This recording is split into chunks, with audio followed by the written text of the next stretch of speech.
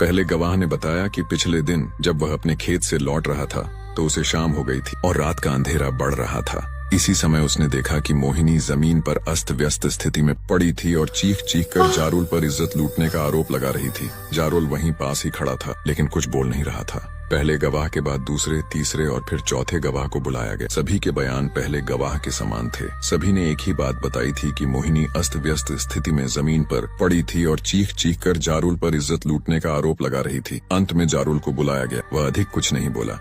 उसने बस इतना कहा कि मोहिनी उसके पीछे बहुत दिनों से पड़ी थी, पर उस दिन तो मोहिनी ने सभी हदें पार करते हुए उससे लिपट गई। इस पर उसने उसे धक्का देकर अपने से अलग कर दिया। इसके बाद मोहिनी ने अपने कपड़े फाड़ डाले, बाल बिखेर लिए और चिल्लाने लगी। मोहिनी की बात की तो 4 लोगों ने गवाही दे दी, लेकिन जारुल को ऐसा करते हुए किसी ने नहीं देखा था। अतः उसकी बात सच साबित करने वाला एक भी गवाह नहीं था। जारुल ने अपनी बात भी इस ढंग से कही थी, पंचों को उस पर विश्वास नहीं हो रहा था।